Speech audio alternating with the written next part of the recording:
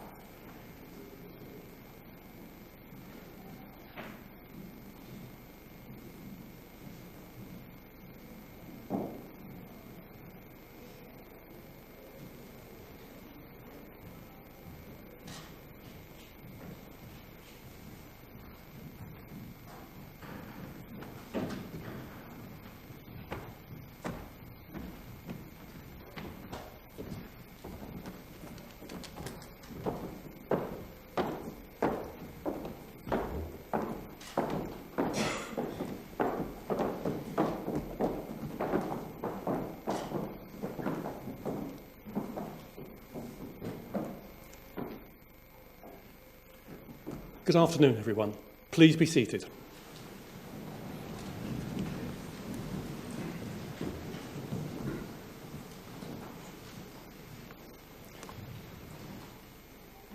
Friends, colleagues and students, it is a pleasure to welcome you all on this very special day for Oxford Brookes University.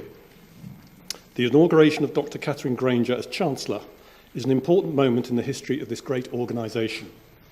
I'm very pleased to be sharing it with you in the company of governors, the senior management team, and our current and former chancellors. As you know, we are currently celebrating our 150th anniversary.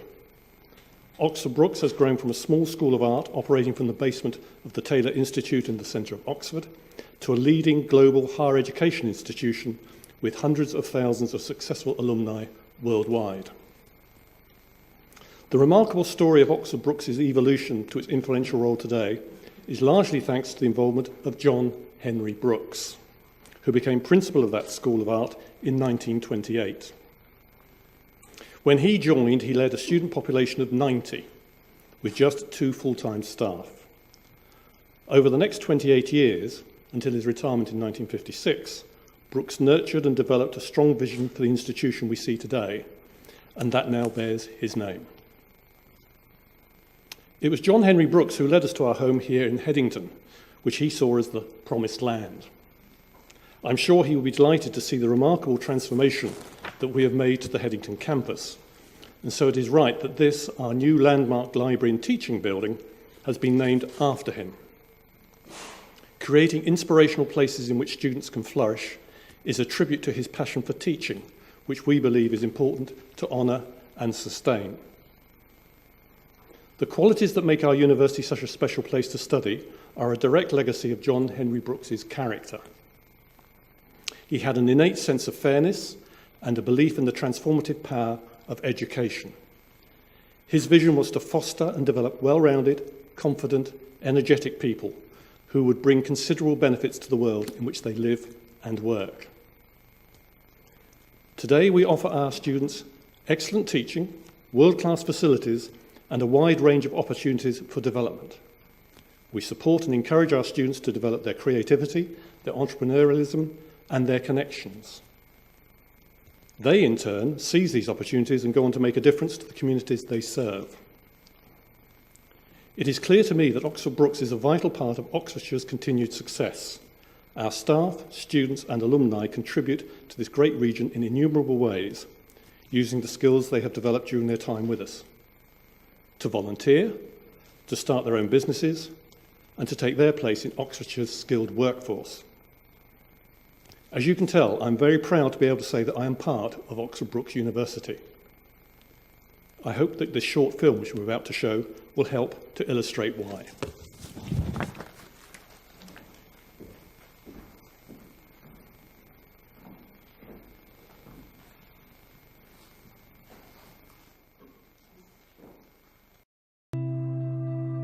If one thinks of the beginnings of this institution back in 1865, in a humble one room in the Taylor Institute, it's come a very, very long way. And I think John Brookes would be amazed He was a very modest man, and I think seeing his name on this great university now, with an international reputation, I think he would be really surprised. But also, I think he'd be very proud. It's a real nice sense of, it started from such humble beginnings not very long ago to, this kind of constant sense of progress. I'm very proud to have studied at Brookes. Well, I think one of the most important distinctions that Brookes offers, particularly to architecture students and interior architecture students, is the collaborative, engaging social space working environment that we allow the students to experience. This means 24/7 access to vertical studios where students are able to kind of learn from each other. Just in January I went to Tokyo for a field trip with my whole studio. We all went together out to Japan for 10 days with our tutors, had tutorials out there, went to Toshiba, and that exposure's been really good. On top of that, we've had some really great industry people come in throughout our time, different people coming to guest critique us, our crits, etc. It's one of the best schools of architecture in the country, and it's definitely helped open doors for me along the way.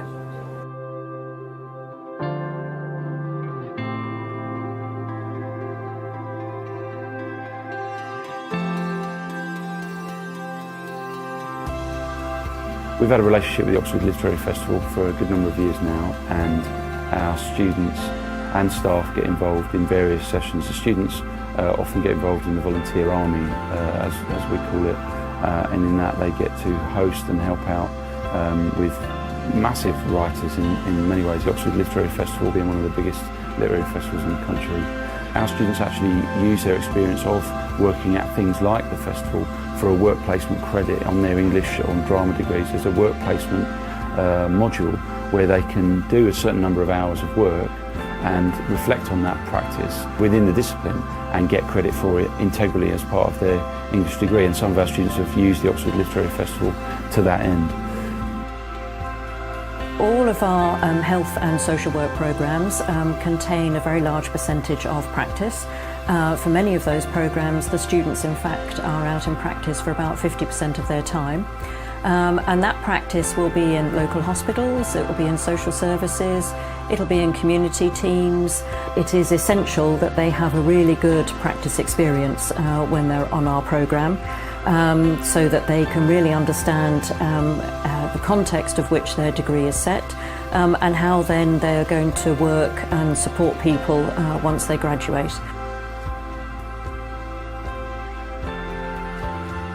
Well, Keene is a registered charity primarily, and it's also a joint organisation of the two universities in Oxford, so Oxford University and Oxford Brookes University. It provides a mix of activities, social, sporting and recreational, for children and young adults with special needs in the Oxford area. We know that more than 100 Brookes students have volunteered their spare time for Keene in the last 3 years. They volunteer at sessions, usually providing one-to-one support for Keene athletes. Brookes volunteers often say about Keene that as well as having fun, which they tend to always mention first, they learn a huge amount, developing vital employability and interpersonal skills.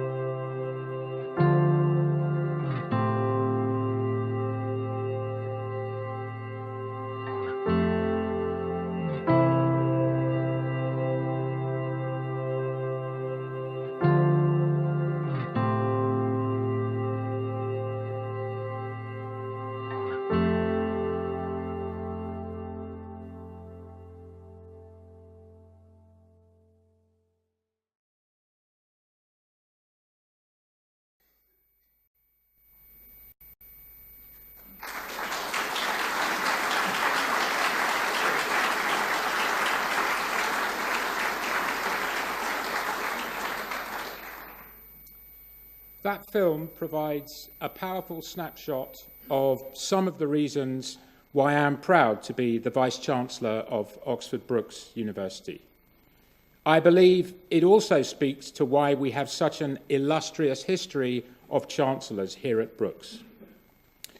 Shortly after Oxford Polytechnic became Oxford Brookes University in 1992, the role of Chancellor was introduced. The Chancellor is the university's ceremonial figurehead, its ambassador, its advocate, a role model and inspiration for staff and students alike. Each of our Chancellors have shared key moments in our history and have celebrated our students' successes at graduation ceremonies.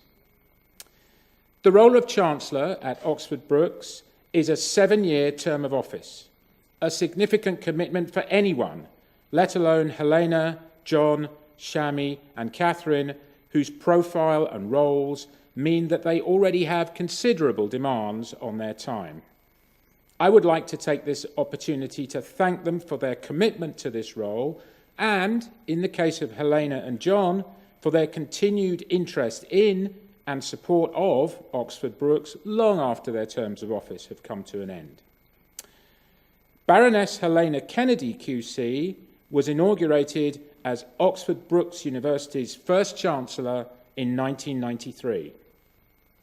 As a champion of civil liberties and promoter of human rights, her values were and continue to be closely aligned with those of the university. She was an inspirational figurehead. During her time at Brookes, the university merged with the Westminster College, Oxford, to create the new Westminster Institute of Education. Since then, we have continued to develop hundreds of excellent teaching graduates who often go on to work in Oxfordshire schools. With his high profile as main presenter on the Channel 4 News, John Snow was a popular choice with staff and students when he was inaugurated in 2001. 2 years later, the university made large steps with the purchase of the old Milham Ford school site, now known as the Marston Road site. This enabled the university's health and life sciences provision to flourish, bringing colleagues and students together in larger facilities. During John's tenure, Brookes also won the prestigious Queen's Anniversary Prize for a pioneering master's course run by the Centre for Development and Emergency Practice. The Development Practice Programme continues to produce inspirational humanitarian professionals who work with victims of war, disaster, and urban poverty around the world. Following our tradition of electing values-driven chancellors, in 2008, Shami Chakrabarti became the third Chancellor of Oxford Brookes University. Proud to have been called the most dangerous woman in Britain, in her role as Director of Liberty, Shami is a tireless campaigner for the protection of basic human rights and freedoms. Shami's term comes to a close today, and she will share her reflections on 7 years as Chancellor shortly, but I want to take this opportunity to thank her for the time, passion and inspiration she has devoted to Oxford Brookes, its staff and its students.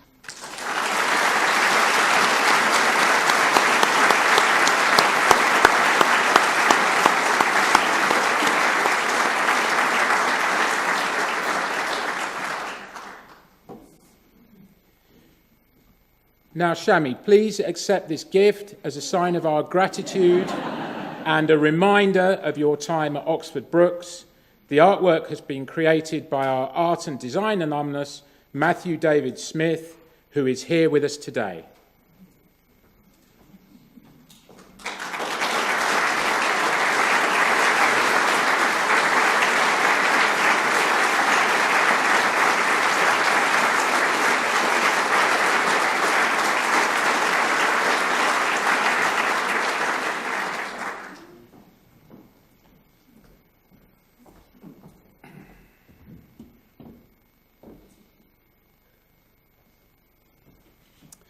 Before we hear from Shami, I will take this opportunity to congratulate the Board of Governors on an excellent decision in the choice of our next Chancellor.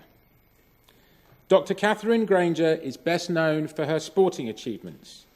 As the only British female athlete from any sport to win medals in 4 consecutive Olympic Games, including a gold at the 2012 London Olympics, Katherine is truly remarkable.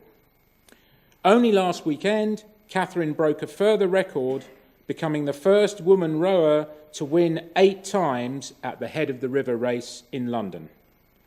Rowing alongside Oxford Brookes student and GB rowing team member Olivia Carnegie-Brown, she won the women's 8s by a margin of some 20 seconds.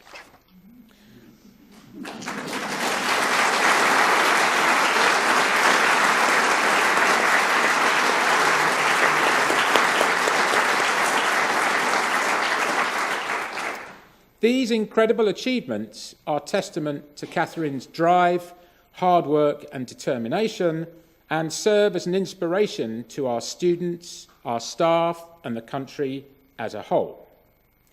Perhaps the less well-known side of Katherine's achievements is her PhD, focusing on the implications of whole-life sentences.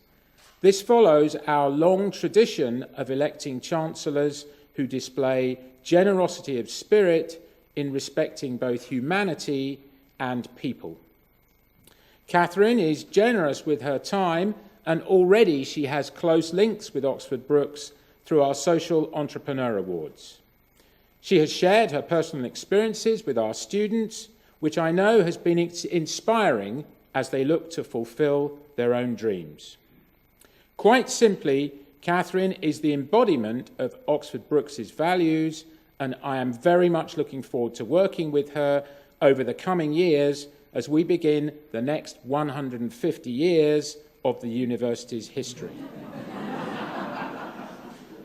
But before we transfer this role from one great chancellor to the next, let us hear from Shami on her 7 years in office.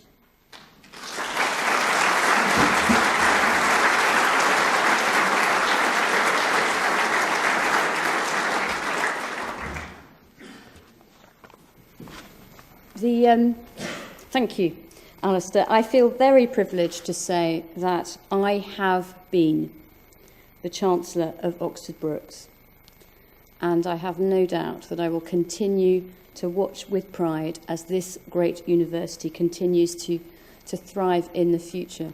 Now, the more creative and observant amongst you will have noticed the excellent choreography of the appointment of chancellors to this institution. Like battlements, John Snow observed.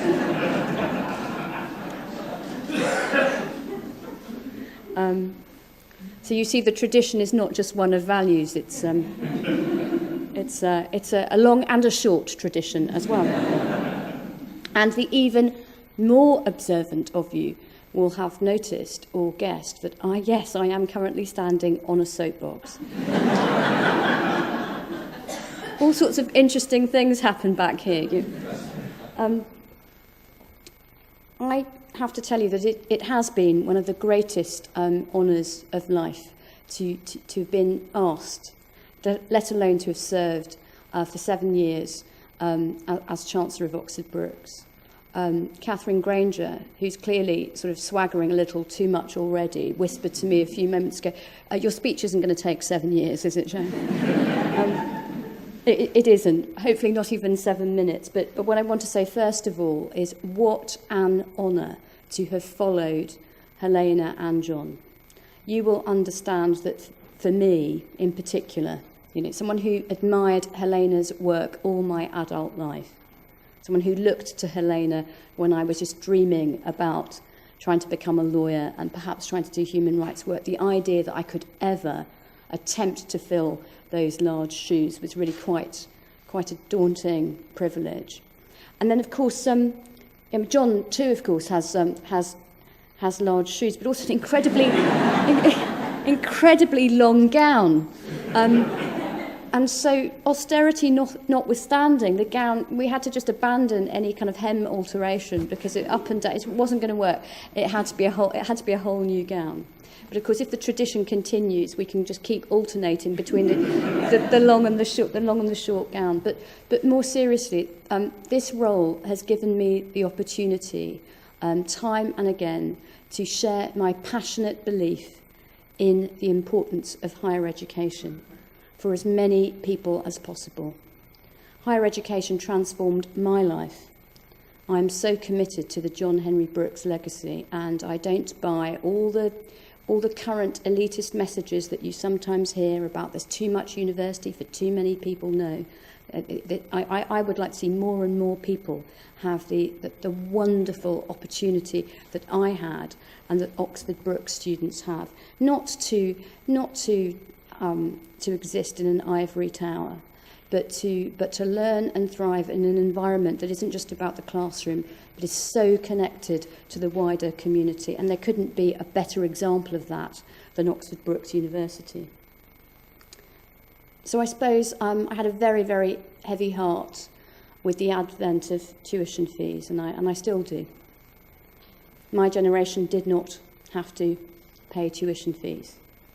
I had no tuition fees when I went to study law, and I had a full maintenance grant.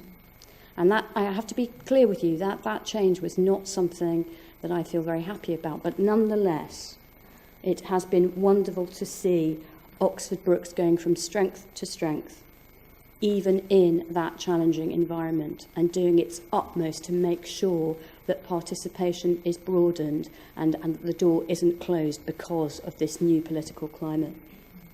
So we've seen a continuing strong recruitment of students even after the announcement of £9,000 tuition fees. And of course, a couple of years ago, it was a particular pleasure to open the Abercrombie building, which, and perhaps I am prone to a little flamboyant prose occasionally, but I called it at the time a modern cathedral of learning, and I do not flinch from that description. What a beautiful and inspiring building it is.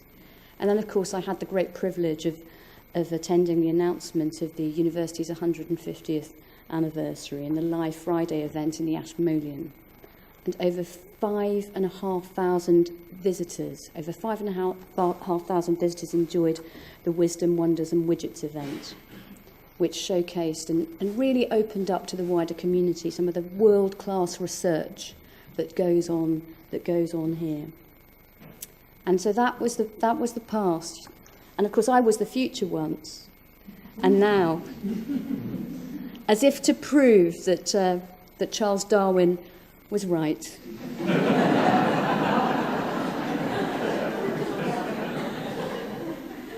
we are so privileged to have Katherine Grainger, Dr Katherine Grainger CBE, as our new Chancellor. And I say our new Chancellor because I still feel a part of and a member of this university.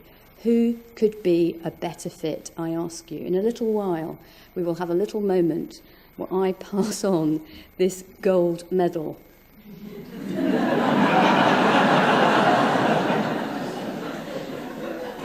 To someone who collects them. She's not a shopaholic, but goodness me, doesn't she keep going back for more. And she has both the intellect and the integrity. She excels in the most competitive environment, and yet her values and her hard work demonstrate the importance of values and learning as well. A scholar and an athlete, what could be the perfect embodiment, the perfect mascot? Because sometimes I think that university chancellors are mascots for the values of a university. Can say little more than in Katherine Grainger, you have someone who has both the right values and the right stuff. Thank you for listening.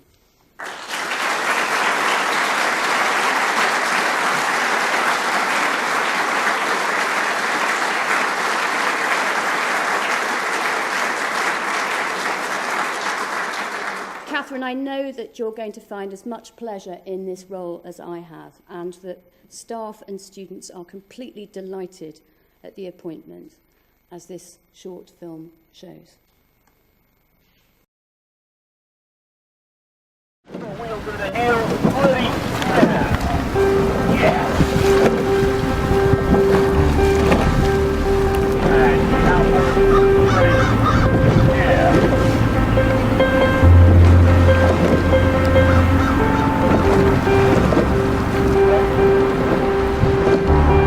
I remember watching the 2012 Olympics, and I remember sort of following the story of sort of Katherine through when she was doing the rowing.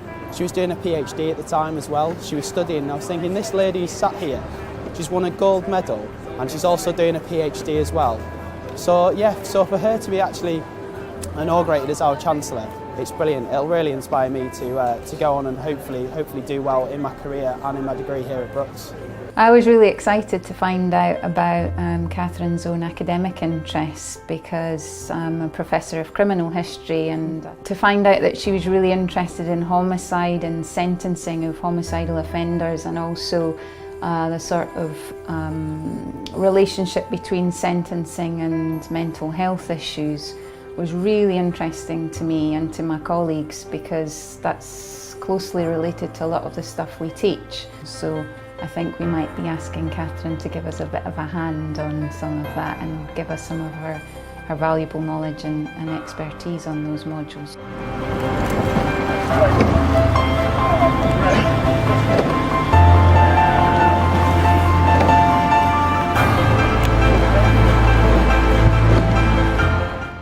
I think Katherine's an incredible individual. I think she has a wonderful, warm, approachable personality. The students engage with her so easily. So I'm a graduate from the osteopathy programme at Brookes, and I've been heavily involved in the Opsia programme since it started. So the Opsia programme is an Oxford Brookes social enterprise programme, and it supports students to create ideas to solve social and environmental problems. Katherine has been an ambassador for the programme since the start of it. So not only has she been given inspirational talks and lectures, but she's also been involved in the judging panels and all the way through to mentoring students at the same time. I think what made Katherine a really excellent judge is I think that she had huge empathy with what it means to be an entrepreneur. And I think to be entrepreneurial is one thing, but to be a social entrepreneur is quite a different thing. And I think she understands the grit, the risk-taking, the determination that it takes to be entrepreneurial and to be a change maker. And so from that point of view, I think not only does she have empathy with the students, but I think she's also able to challenge them a little as well. Being a student's being redefined, and it's not just about excelling as a sporting student or an academic student or engaging in student social life, is how the student bubble was broken so we interact with the city and towns around us, and her involvement in the social enterprise programme and demonstrating that it's feasible is more about how students can be well-rounded and engaged not only with academia but with the city and town and community around her. I think our boat club certainly know Katherine, or certainly know of Katherine and her achievements. You know, it goes without saying, I think, as most of the nation do, to be fair. I think having her as a figurehead to look up to and see how she's championed the academic side of things as well as her sporting commitments is a great thing for them to see, and to see, you know, the importance of the education beyond rowing. Rowing career doesn't go on forever, although clearly Katherine's made it last a lot longer than most. I think it's going to be hugely beneficial to them having her as a figurehead.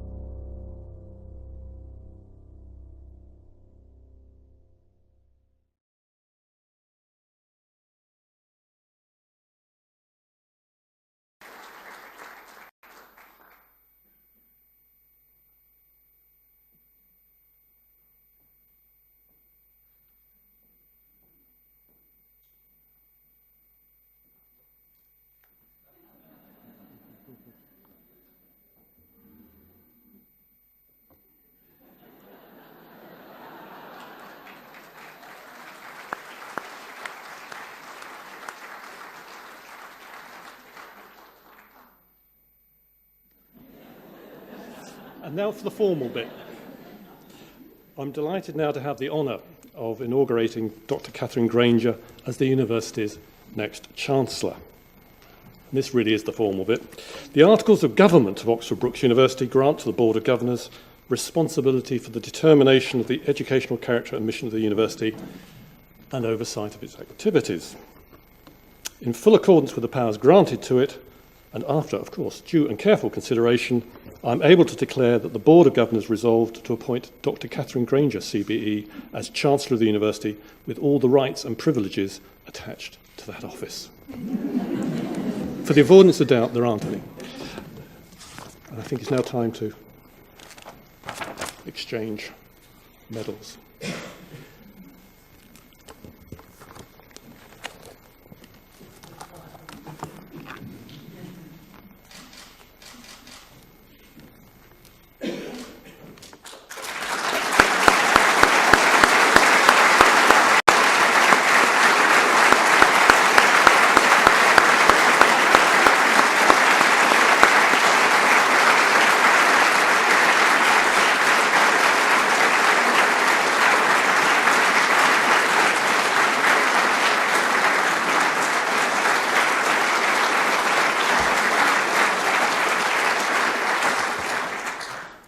I would now like to invite our new Chancellor to the lectern to make her inaugural speech.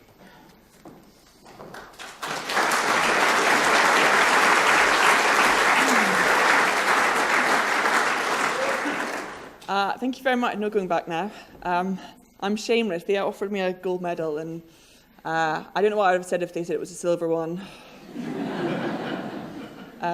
But thank you. This is I haven't seen that video before. I hadn't heard what Shami was going to say. It's quite an overwhelming moment, if I'm honest. It's an honour I'd never, ever in my wildest dreams expected to be given. It's still sinking in, if I'm honest. I've had quite a lot of ties with Oxford Brookes University over the years, and I have never failed to be impressed by just what a warm, welcoming institution it is. Both staff and students alike make this place feel very, very special, and it is a genuine privilege to be able to serve you for the next 7 years or the next 150 years, as was suggested. It's going to sound a bit like a love-in, all the speeches this afternoon, but one of the big things for me was looking at my predecessors who'd gone before me. I'd never met John until today, but obviously he's well known and renowned even by the people who haven't met him. He comes into my living room every evening anyway. He just doesn't know that. And has educated and inspired me over the years through the power of television.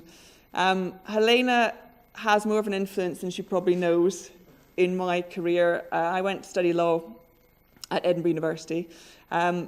I didn't know what I definitely wanted to be when I grew up, and a lot of people say I still don't. But I was really attracted by the law, and I was attracted by the law in the big scheme of things, the big principles that law stands for, about truth and justice, and righting wrongs and equality. And I wanted to go and study something that had those big issues. I also watched a lot of LA Law, if I'm honest, and still watch a lot of those amazing courtroom dramas. And I wanted to be one of those people who stood up in court and made great speeches and made a difference in the world. And then I went to study the actual practicalities of the degree, and it wasn't quite as glamorous when I sat in my tax lectures. And I was told, look, it's not like it is on television. And then Helena Kennedy wrote a book called Eve Was Framed, and she came to Edinburgh University to speak about it. And she, as she is to this day, stood up, and she was this incredible, passionate, spirited, inspiring figure who spoke with conviction and challenged preconceptions. And I just thought, this is true. People like this do exist in real life. And it was everything I needed to hear about law, and it was wonderful. And you were a huge influence. And then I started rowing, and I don't know where it went wrong. I'm sorry. I'm sorry. But to ever think I'd be in the same room, never mind following the footsteps of Helena, it's a big, big deal. And it was through I kept studying law.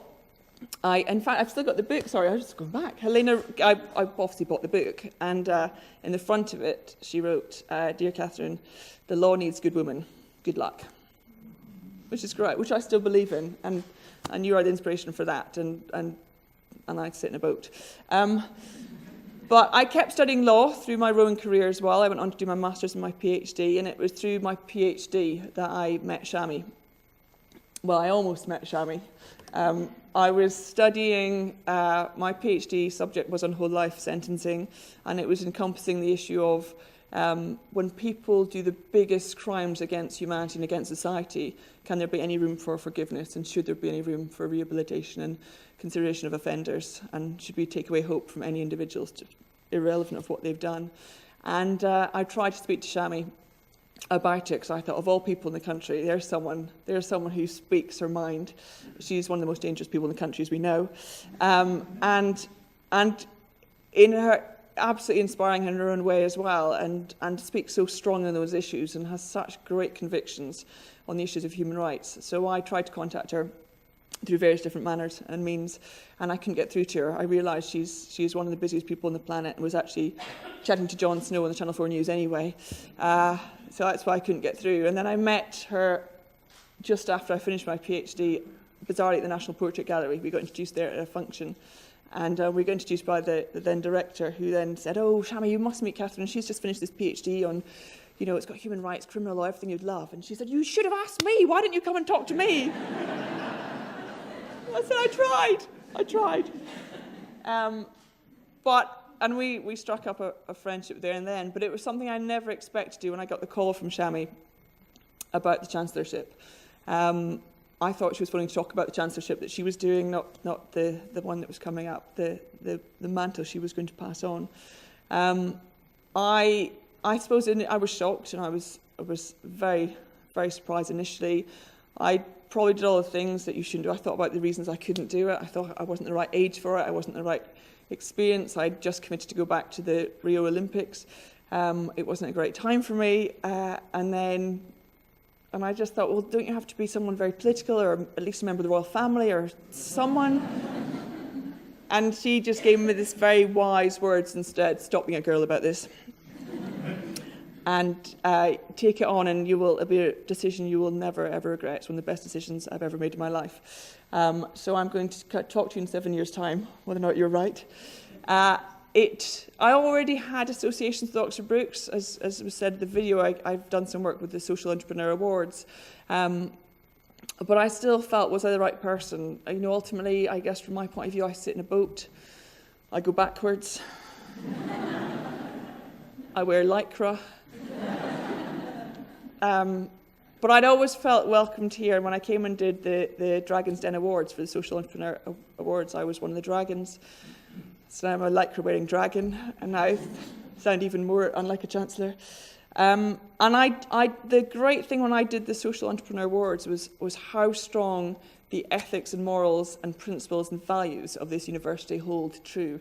They're not just a list in a handbook. They're not just on the wall. They are lived and breathed by the staff and the students at this university. And there really is a drive to make sure that it's not just a degree students leave with, but they make a difference in the world, in the wider world, in the local community. They make a difference in a bigger scale. And I think growing up, my parents were both teachers, and they drummed into me from day one the value of education and the importance of knowledge, and what a privilege having an understanding and a learning and having free thought. All those things were so important, so valued, and things we can take for granted too easily. And I think in this university it's never taken for granted, and it's always tried to be shared and expanded. And like Shami said, more and more students hopefully experience that as well. So there was an element of, is there any reason why I should say no? It's a fantastic institution. It's growing and developing all the time. It's leading its fields in so many ways. I'm slightly biased, but I think it's added that it's got a fantastic rowing club. I think that raises the level of any institution, quite frankly. But these are students here have completed the Olympics and the Paralympics, and that does add something special. And the people have always been so warm, and the only reason I could think possibly to say no is probably because of those three people sitting over there. They have set such a high standard for the Chancellor role. They are three completely inspiring individuals in their own right, and it's hard for anyone, even I've got very big feet, but it's very hard to fill any of their footsteps. And in all honesty, right now, I don't know if I definitely can. I've got 7 years to find out. But I guess one thing I've learned over my career and over my life so far is that there are absolutely no guarantees in life, and there are no certainties. And in a way, that's what makes this world so beautiful and so special. The fact that the status quo will always be and should always be challenged, that things will change, that comfort zones are not designed to be a destination. Comfort zones should be temporary, and you need to get out of it. And I think it's an interesting time for the world right now. There are so many challenges, and they're very fierce, and there are very many. You can just look at the attack that happened yesterday in Tunisia, Copenhagen last week, Paris the month before. There are issues happening all the time. We've got Ebola going on in Africa, the Middle East.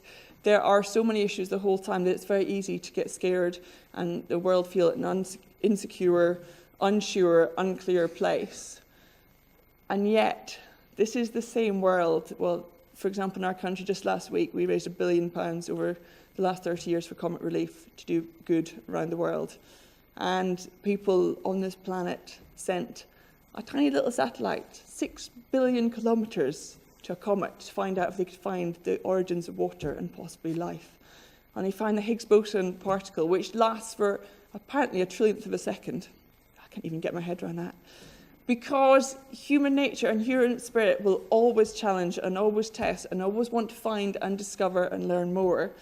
And I think we have to be optimistic about the place we live in and what the future holds. And I'll finish by saying one little story it's an anniversary actually, 100 years ago, of someone who had to be very optimistic in the face of overwhelming odds.